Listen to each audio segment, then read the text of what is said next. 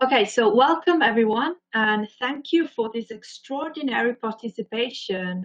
Today we will talk about implementation-defined behavior in C and C++. As usual, this is Lavinia, and our speaker is Roberto Bagnara, who is not only our CTO here at BUGSENG and a passionate computer science professor at the University of Parma, but he is also a member of the MISRA-C working group and of the International Standardization Working Group of the C programming language. Just a quick note before we start, please write your questions in the Q&A section throughout the entire webinar. So at the end, we can read them straight away and reply. All right, then, let's turn this over to Roberto. Okay, thank you. Welcome to this webinar on implementation-defined behavior in C and C++. Here is an outline of the presentation. I will start with some motivations. This is a prologue. Then I will describe what implementation-defined behavior is in theory. And then I will go through a demonstration that will show what implementation-defined behavior means in practice. I will show that it has effects on runtime behavior. Consequently, it has effects on static analysis results, but it may also have consequences on the static analysis results that are not accompanied by corresponding runtime behavior changes. So this, of course, has deep consequences for the configuration of static analysis tools. And at the end, I will draw some conclusion.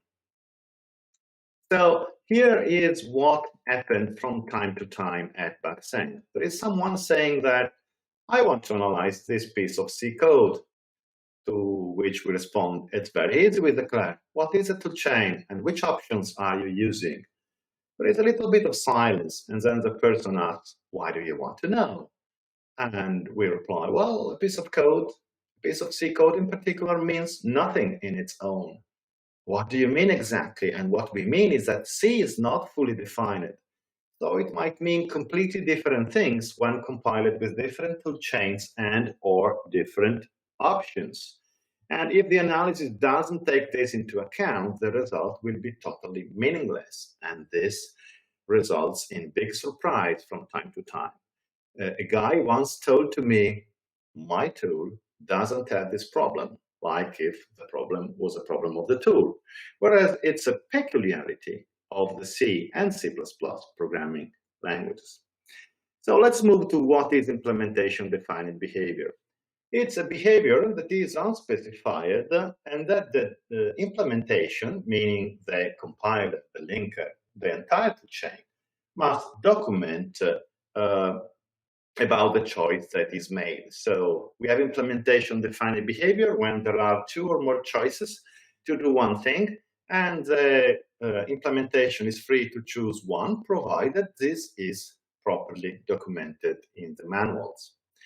Here is an example of implementation-defined behavior: the number, order, and encoding of bytes in any object when not explicitly specified in this international standard. It is taken from the C99 standard, but it is the same in all other versions of the ISO-C standard.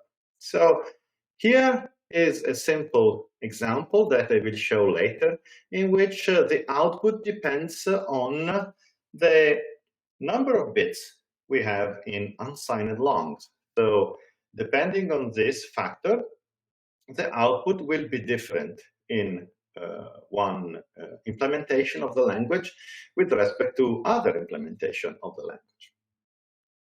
Another example of implementation-defined behavior is whether plain char, so when you write char without specifying signed or unsigned in front of it, the plain char type can be signed or unsigned, and this is implementation defined. In this small program, the main inspects the implementation to understand whether plain char is signed or unsigned. It does so by using the char min standard macro, which is provided by the standard header file limits.h. If char min is 0, It means that if we are in an implementation where unsigned, where chars are unsigned. Otherwise, we are in an implementation where plain char is signed. Another example, the result of some bitwise operations on signed integers is implementation defined. Why? Because the representation of signed integers is implementation defined. So the standard allows signed integers to be represented in 2's complement, 1 complement, sign, and magnitude. There are 3 possibilities. As a result, this program may give 1 as a result or some other numbers, okay, depending on the representation used for signed integers. The point to be understood is that there are many implementation defined behaviors and that they compound with each other. So in C99, there are 112 implementation defined behaviors, and by definition, each IDB, short for implementation defined behavior, can be defined in 2 or more ways. So there are more than 5 times 10 to the power of 33 possible languages, possible dialects of C. And actually, the choices are more than 2. For example, if we consider that we can choose integer and floating point types in the popular ranges of bits, 8, 16, 32, and 64, then we end up with more than 10 to the power of 36 possible languages. For comparison, the Alexander star, which is a more complex version of the Rubik cube, only has 10 to the power of 35 different positions. So the thing is also made more complex, that a given compiler can implement via options several such dialects of C. So we will soon see an experiment that proves that the GCC compiler I have on this machine can implement via option millions of dialects of C, and I estimate that the actual number will be billions, not millions. So as a consequence, any piece of C code or C++ code is the same thing, means absolutely nothing unless all implementation defined behaviors of the toolchain are fully known. So let us move to implementation defined behavior in practice, effects on runtime behavior. The first demonstration I will give is a solution to this assignment. So the assignment is write a C function that returns an integer to the caller with the following constraints. The function is very short, so the text should be less than 1,500 characters, and the source code should be self-contained. The function has no state and no input whatsoever. It fully complies to ISO C. It does not depend on unspecified or undefined behavior. It only depends on implementation defined behavior. And its code does not exceed any minimum implementation limit. Well, the function can be compiled in more than 50 million different ways, each corresponding to a single evocation of GCC, so that it returns more than 50 million different values. And no cheating. We cannot use command line options for GCC to define or undefine macros. We cannot use assembly options, linker option, and no directory options. So this is a possible solution, which I will now demonstrate. So you see that this is the first of 3 pages of code. However, due to the landscape format for slides, I mean, there are 3 pages because of this format, but in reality, they are around 80 lines of code, 80. So you can see something already in this slide. So we are exploiting implementation defined behaviors related to enumerations, to bit fields. So here for example, whether a plain int bit field is signed or unsigned, placement of bit fields, okay, size of pointers here. Okay, we are exploiting several features of the language, the version of the standard that we have asked the compiler to adopt, and so on. Okay, so credits. This exercise was originally given by me in this paper, which you can find on our website, and Andrew Jones of Vector Informatic proposed improvements to increase the number of possible return values for the function. So let me change the screen. Here we are. Okay, so here is the function I just showed you. It's the same that was in the slide. Okay, so let me hide this. Okay, so we have 82 lines of code, and here is a main function that exercises this return value. You know, the name of the function is return value. It returns an unsigned. So this function is called by the main program that is shown here. So when it is called, let me go to the end. When main is called without any argument, then it will call print value, and print value will simply what is it? Print value.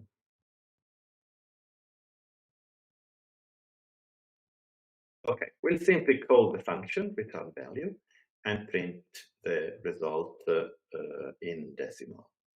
And when it is called with a value, then there is some code here that computes the command line options to be given to the compiler, to GCC, in order to obtain the result requested. So let me show by means of example. So I first compile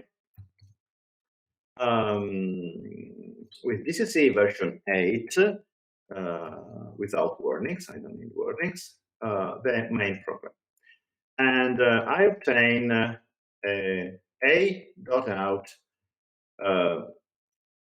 executable, which I can now execute. And the result is this. I don't know, pretty number. Now I execute a.out, saying that I want the function to return 0.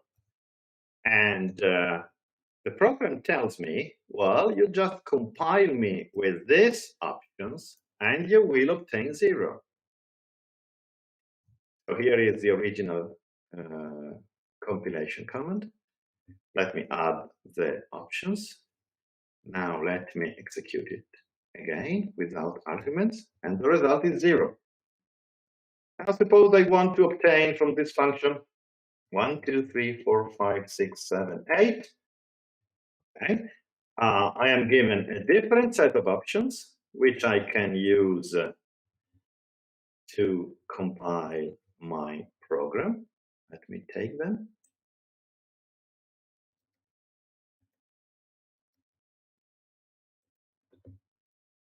Okay. Let me execute again without any argument, and I obtain 1, 2, 3, 4, 5, 6, 7, 8. So it works. You can see here, this was actually tested in parallel in order to make sure I didn't make any mistake. And the test for this 56 million different return values from the same program, just changing the compilation option, the test took more than 7 days. I am pretty sure that this test program can be made slightly more complicated to have more than 1 billion possible return value with the same compiler, just changing the compiler options. Okay, so of course, since the semantics of the program has changed, the program behaves differently when the implementation defined behavior change, the static analysis results for static analysis that depend on the runtime behavior of programs, so the majority of them, the static analysis is also affected. So here we have a program I have already shown you. As I announced this, the fact that we have one result over the other depends on the size of unsigned long, among other things. So let's move to the workspace of demo number 2. Here we have the program P.C. is the one that you have seen in the slide. And I will now compile it. I've prepared a script to simplify things. I will compile it with the native GCC compiler I have on this Linux machine. And then I will execute the resulting program. And then I will use, to compile the same program, I will use the GCC cross-compiler for Windows. So I will compile it for the same target processor, but using the Windows ABI. And then I will execute the result. This can be done using Wine. Wine is a system that allows you to execute several Windows programs under Linux. So let me run this. Okay, so you see that I have compiled for Linux, and the result is 0. I've compiled for Windows, and the result is 1. Why is it so? It's so because under Windows, unsigned longs are 32 bits. And since unsigned long are 32 bits, this addition here, both additions are performed in 32 bits, and so I have a wrapping of the result. Okay, whereas in Linux, unsigned long is 64 bits, and so we don't have the wraparound. And I have also prepared a small project here with an Eclair project to see what changes in the analysis. Okay, so I have prepared this small project called Demo, and I have told Eclair to intercept both the native toolchain, you see C compiler, C++ compiler, assembler, librarian, and linker, and the cross-compiler counterparts that produce code for Windows. Okay, I have enabled just one MISRA-C 2012 guideline that will show the difference, and then I have two configurations that I have defined. One is called Linux native, which use the native compiler, and the other one, which is called Windows cross, which uses the cross compiler. Okay, so the tasks are defined here. In order to compile for Linux native, you call GCC, and you provide the file name as an argument. And for the Windows cross build, you use the cross compiler instead. Okay, so this already tells you something. We have said that a program in its own means nothing. So what do you analyze when you do things properly? When you do things properly, for instance, with Eclair, what you analyze is a build which comprises all the tool invocations of a particular toolchain with exactly the command line options you are giving that Eclair is able to do the right thing with. So I can now run, let me run the Linux native build first. Okay, so I run it, it finished. I can now view the result of this analysis. Okay, so let me increase here. We have a violation. And we have a violation precisely of this rule, rule 10.7, which says, hey, here we have a mismatch, say, between this operation, which is done in 32 bits, and this one, which is done in 64 bits. This MISRA guideline is there in order to prevent developer confusion. Some developers have unclear ideas about which arithmetics is used in each instance. So the programmer might think that since this addition is done in 64-bit, also this addition is done in 64-bit, which is not the case. This is done in 32 bits. Okay, so we have a violation in the Linux native build. Let's see what happens if we analyze the Windows cross build. Okay, here is the analysis done. Let's view the result. Okay, here we can select which result we want to see, Windows cross. And you will not be surprised to know that this time we have no violation for rule 10.7. It is listed here because it was enabled, but no report was generated. Okay. So this for the second demo. Let's go back to the presentation. So I have already shown that there is, of course, a dependency between implementation-defined behavior and MISRA-C. The dependency is on two sides. So on one hand, MISRA-C 2012 had a directive 1.1, saying that any implementation-defined behavior on which the output of the program depends shall be documented and understood. And this is very important because, as I said, there are many implementation-defined behavior. They affect the runtime behavior of programs, so it must be the case that whoever is working on the project is aware of these implementation-defined behaviors. Okay, and here is a table extracted from MISRA-C 2012, showing the implementation-defined behavior. You see, there are many of them. Okay, for example, here is one that is important: the number of significant initial characters in an identifier.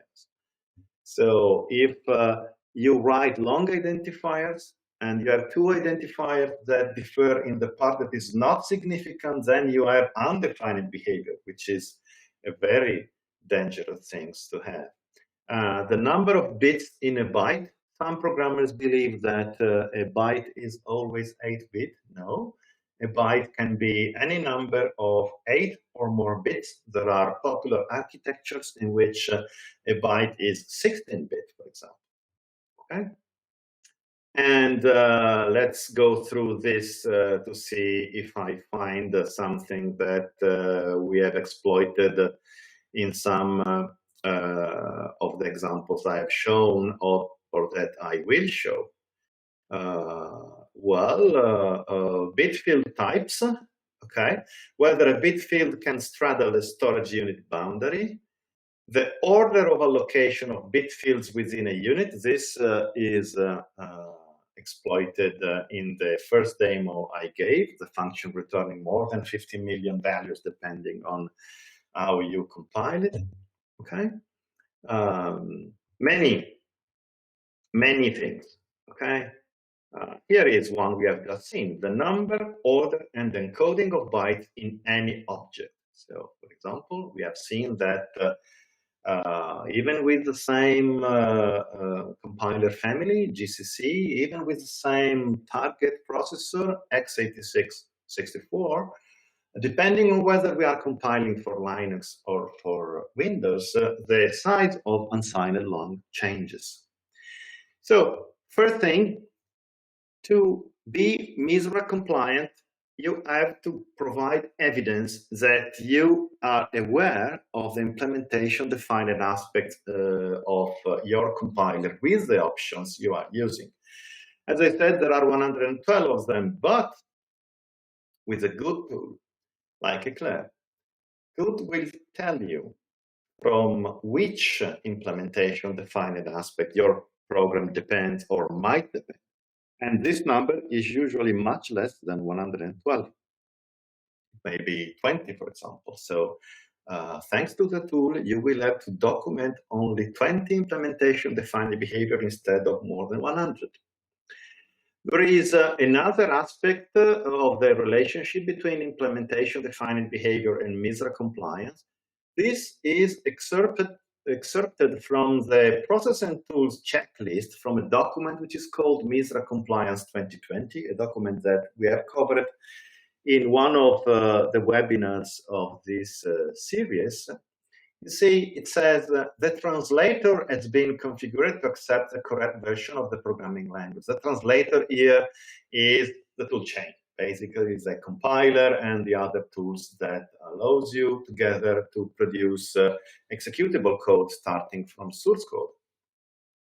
The translator has been configured appropriately for the target machine. This is, of course, no surprise to anyone. But now is the point. The analysis tool should have been configured to accept the correct version of the programming language. And the analysis process can deal with any language extension that have been used. That is something you have to check. And here it is. The analysis tools have been configured for the implementation, for example, to be aware of the sizes of integer types. So the point is there is that, yes, the size of integer types, but this is just an example. This is just one of more than 100 implementation defined behavior.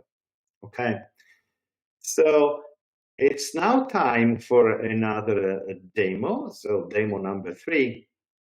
This time I will take the same code, different toolchains, and I will show that there are different MISRA violations. So I will do 6 different combinations. So GCC in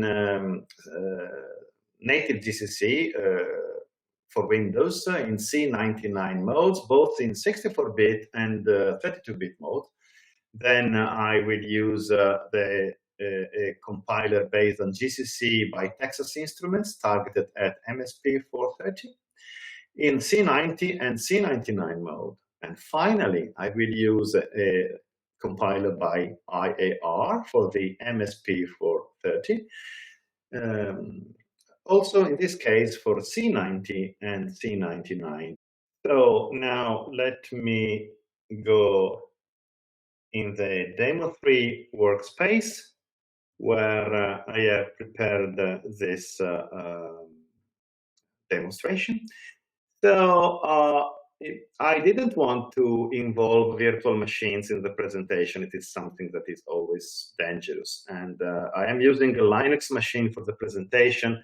And so I ran the analysis on a Windows machine, and then I have transferred everything to this machine. There is a reason why you see some red stuff here. So here, Eclair is informing me that Windows System 32 is not present on this machine. Of course, we are on Linux. And here, Eclair is also informing me that the toolchains that I have told Eclair to intercept are not present on this machine. They were, of course, present on the Windows machine. So this is the IAR compiler for the MSP 430. This is the Texas Instrument compiler for the same target. This is the native GCC Windows compiler. Okay, and the same for the other toolchain components. So now I can view the analysis results. So let us start with MSP 430 IAR compiler in C90 mode. So I click on View. Let me increase the size of this window. Okay, and we have some violations of MISRA guidelines. So let's start from this one. Okay, this is interesting. It's a violation for Directive 4.6 of MISRA-C 2012.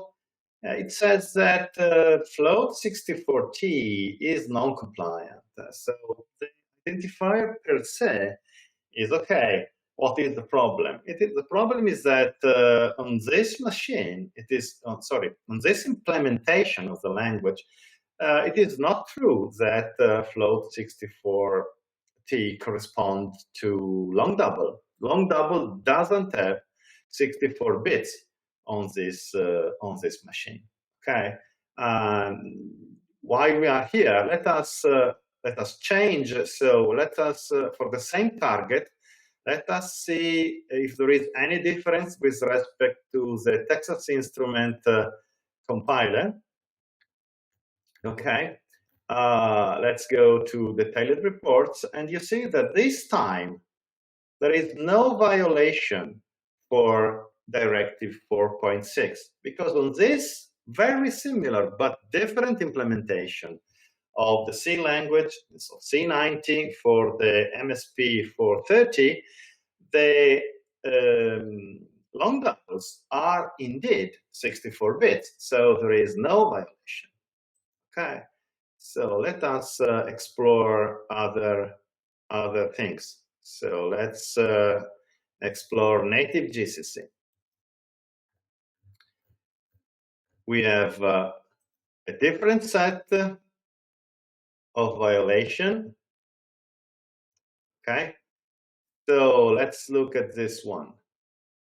Here, it's a violation that depends on the size of size key.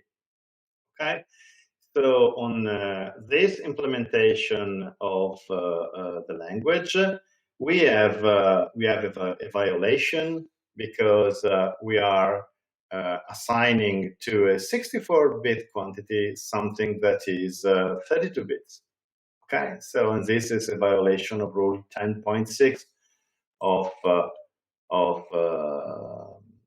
MISRA-C. Let us look at this one. This is also interesting. This is a violation for the C99 dialects because this identifier, str2 IMAX, is reserved in C99. It is not reserved in C90. Okay, 21.2. If you want to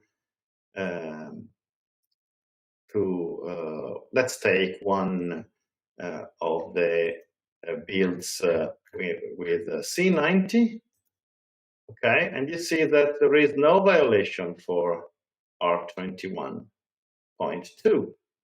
Okay, so in general, let me show you this example. So this is an example that you can download from our issue tracking system, which is open to all our customers and also to people evaluating Eclair. You see, there are a lot of dialect-dependent violations. So, for example, here we have header files that have a nesting level for conditional inclusion which exceeds the minimum amount for C90, but does not exceed the more generous limit of C99. Okay. This is also interesting. So there is a MISRA guideline saying that whenever an integer literal, so a constant, is implicitly unsigned, then you have to stick a U at the end of it to signify that you know that it is unsigned.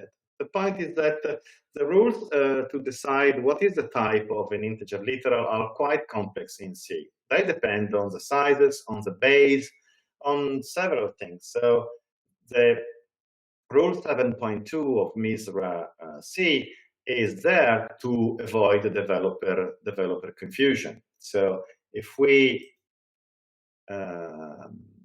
look at okay, that is okay. So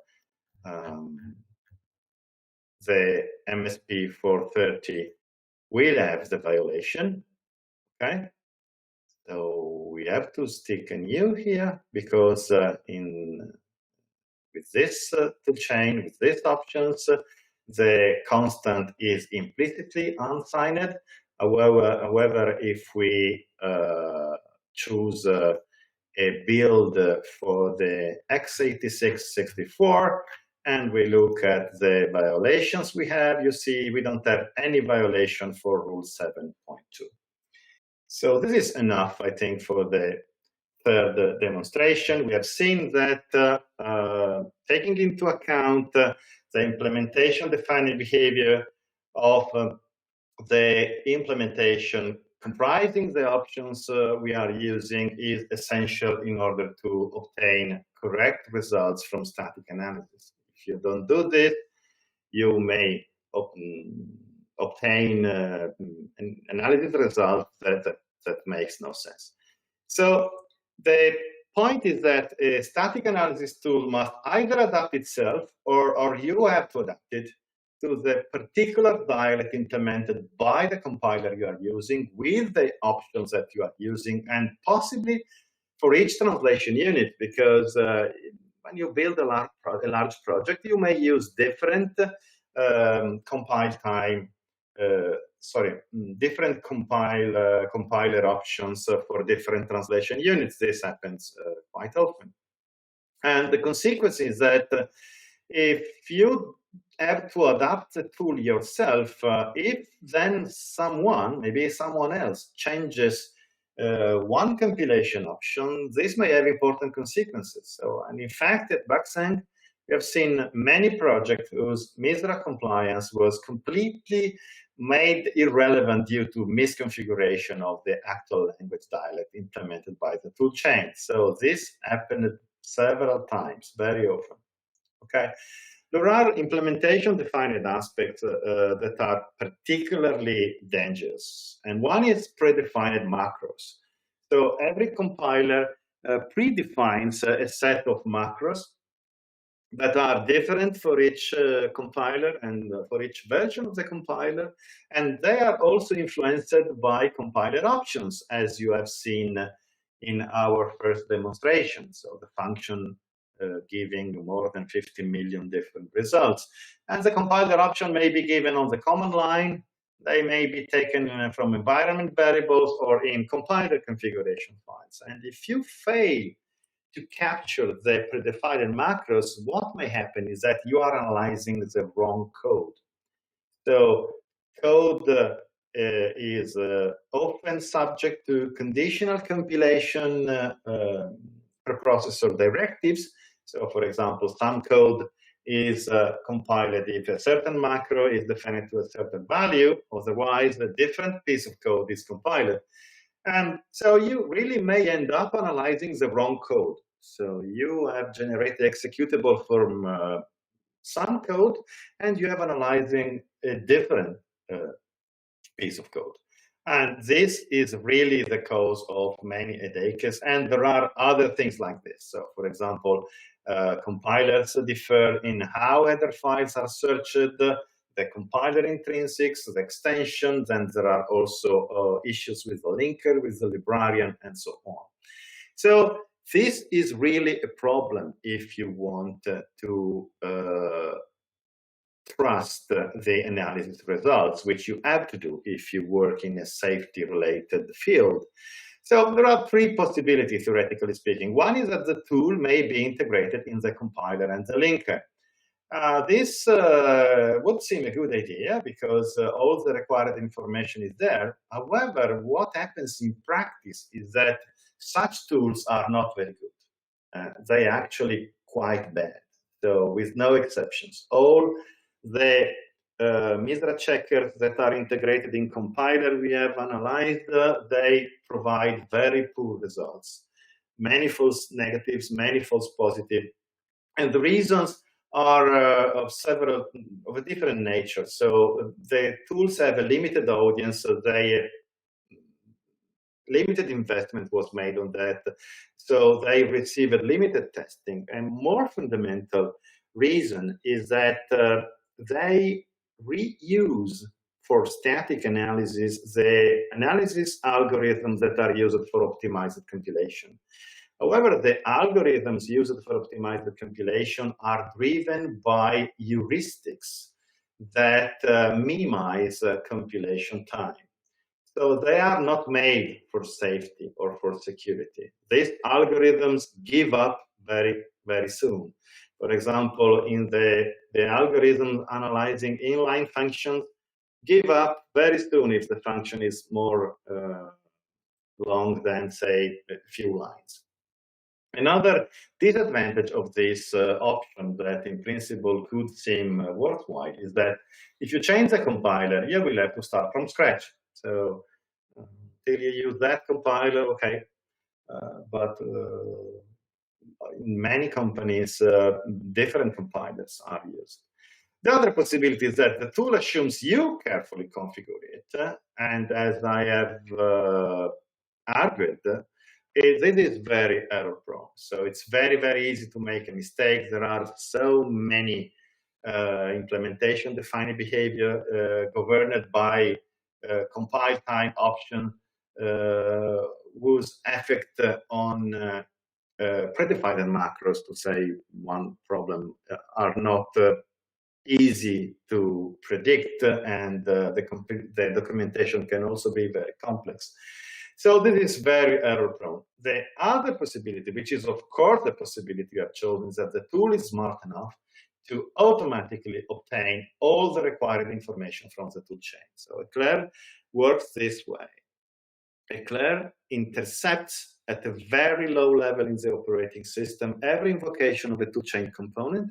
I've showed you the Eclair graphical user interface where we tell Eclair which toolchain component to intercept, and that's all what we can do.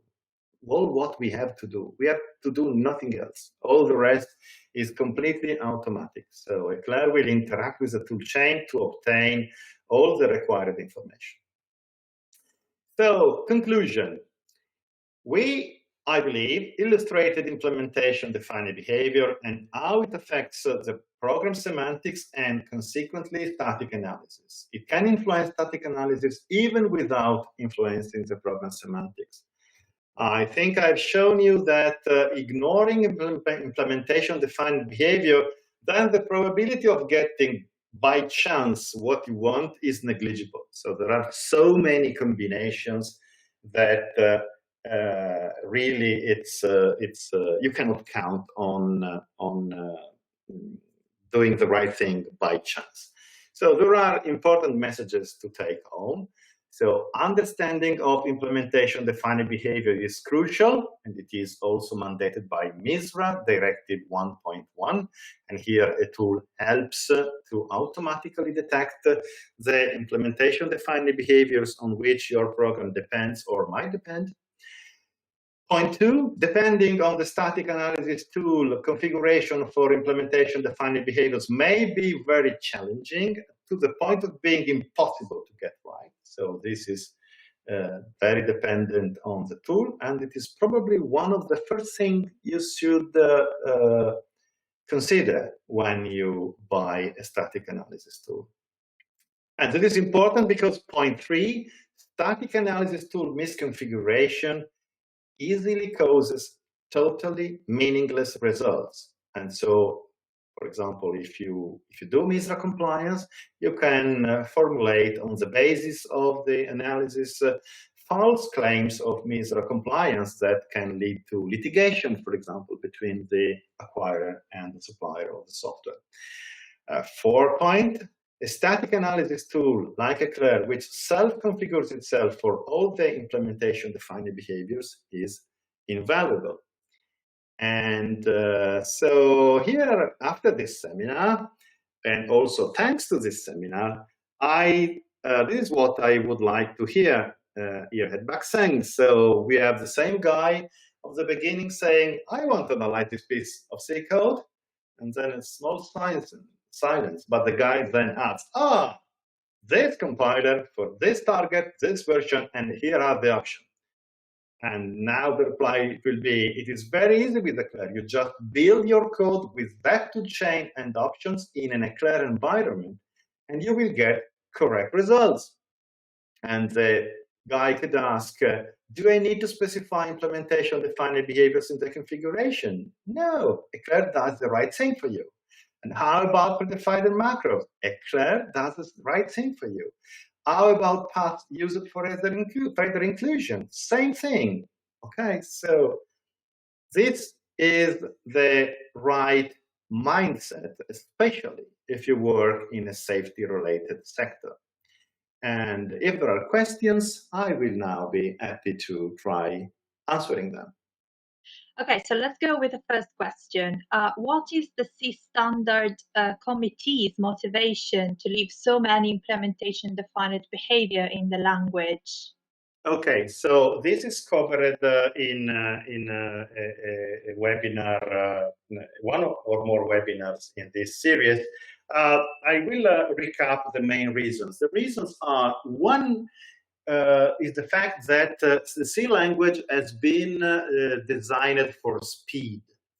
Speed means that whenever it is possible, the high-level constructs of the language are mapped to the machine instructions of the target machine.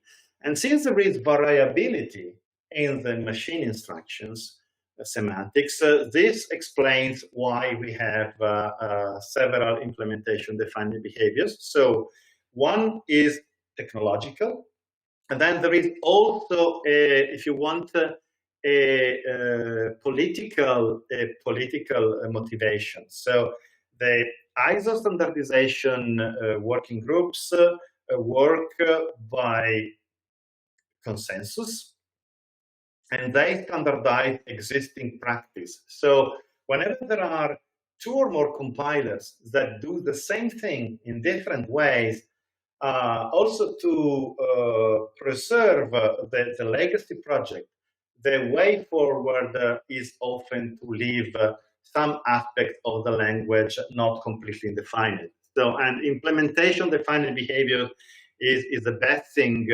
that can be done when consensus cannot be reached. So as we have showed in several webinars in this series, which you can find on our YouTube channel, there are different classes of non-definite behavior which are more dangerous. So undefined behavior, whereby anything can happen, and unspecified behavior. Okay, thank you, Roberto. For the next question, I'm going to ask you to have a look to the Q&A section, because it's an expression. Okay, so it says for the UIN32TX equals 0x999 expression, isn't better to cast the constant to the target type, UIN32T, instead of adding a U suffix? Okay. No, adding the U suffix to specify an unsigned literal is safe, also an architecture where U is not asked by MISRA.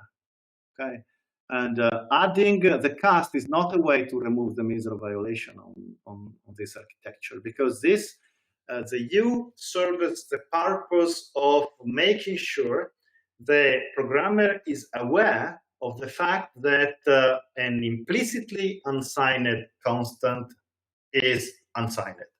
So perhaps to explain better this point, I have to I have to explain this specificity of C. Whenever you write an integer constant, the rule for C is simple. So if it fits in int, then I'm simplifying, of course. If it fits in int, then it is int.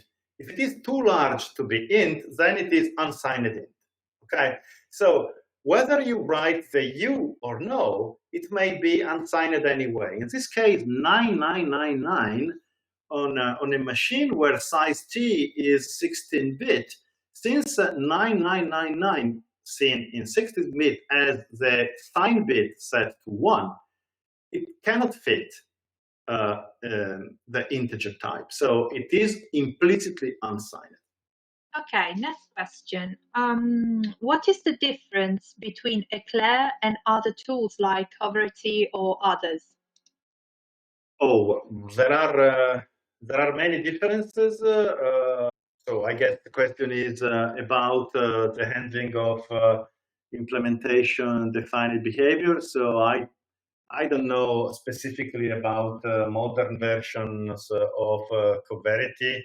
So last time I've seen covertd in action, they did something to capture some implementation defined behavior, but not all of them, and the procedure was cumbersome anyway. So as far as I know, Eclair is the tool that does the most thorough job of completely making implementation defined behavior configuration useless. Unneeded, I mean, completely unneeded. You can just build the same way you build and build in an Eclair environment, and Eclair will interact with the toolchain to extract all the implementation defined behavior that are needed to perform a correct analysis. Okay, let's go on. Does Eclair look into the command line options, for example, defines passed to the GCC via minus I?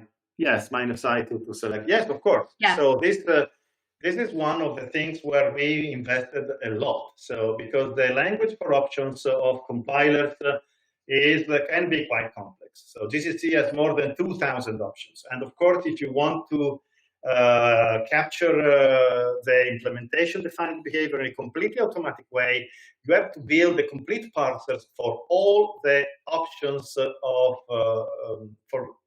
for all the option languages implemented by compilers. So with GCC, it was not particularly challenging. There are compilers that have a language for option that is completely out. I don't want to offend anyone. So some, for example, I remember the Renaissance compiler for SHC. So building a reliable parser for that option language was really a challenge. Yes, so the options are completely parsed. So Eclair intercepts the toolchain component, the compiler, the assembler, the linker, the librarian, at a very low level on the operating system. So it doesn't matter how the build is implemented, maybe via make, via scripts, via combination. It really doesn't matter. The Eclair will obtain the options given to the process from the operating system, will parse them, and Eclair is an abstract model that connects each option combination to implementation defined behavior. Okay, it seems that Eclair needs to get build information from the build system, like include paths. Does Eclair require certain build system like make, CMake, or Eclipse CDT? Okay, so I think I've already answered this question. Since Eclair intercepts the toolchain components at a very low level in the operating system, it doesn't really matter. So the build they use make, CMake, Eclipse, just anything. What do we use here? We use also, what's the name of? Well, just anything, Ninja. Okay. Yeah, okay, then I see there is another question. Is Eclair qualified as a T2 tool according to IEC 61508. So the right word is not qualified. The word is qualifiable. Yes, we have qualification kits for the major functional safety standard. The qualification kit allows to qualify Eclair up to the maximum levels, and it consists of documentation that is an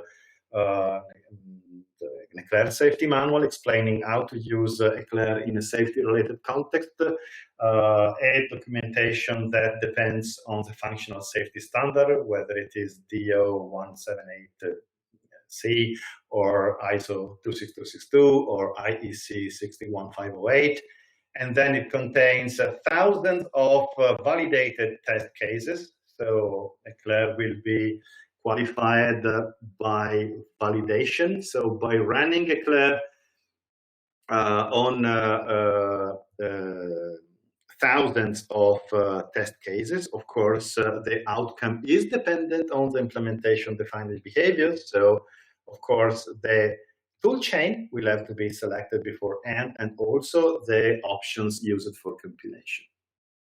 This seems to be the last question.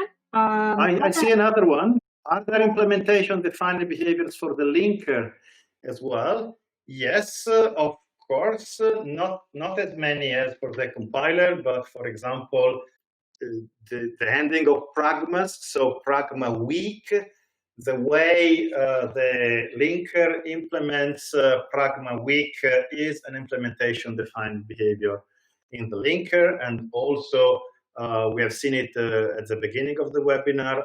One implementation defined aspect is how many characters are significant in an identifier. For external identifiers, it's a matter of agreement between the compiler and the linker.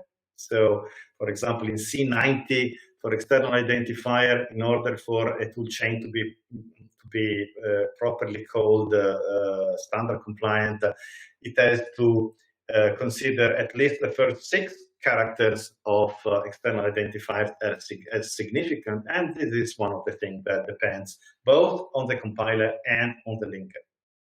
Okay, thank you, Roberto, and a special thanks to all of you for being with us today. Of course, if more questions come to mind, you can always drop us an email at info@bugseng.com. Same if you want to have a chat about your projects, or more specifically, if you need to comply with MISRA, the BUGSENG team will be more than happy to guide you through it and even provide you with highly specialized training, consulting services, and perhaps even a free trial of Eclair. So hold on just a second. Our next webinar is on September 29th, and it's another joint one. This time we will be hosted by none less than A-Fusion, so one of the world's largest aviation and safety critical services companies. Together with A-Fusion CEO Vance Hilderman, we will talk about MISRA-C and the power of C without the pitfalls. So if you haven't already, head over to bugseng.com/webinars and register to one of the 2 slots available. To refer back to today's webinar and share it with your colleagues, the recording will be available on our YouTube channel very soon. So make sure you subscribe and also turn on the notification bell to be the first to know when it's up. Okay, and that was it from us today. We look forward to hearing from you very, very soon and seeing you all next time. Have a nice day, everybody. Bye-bye. Bye-bye.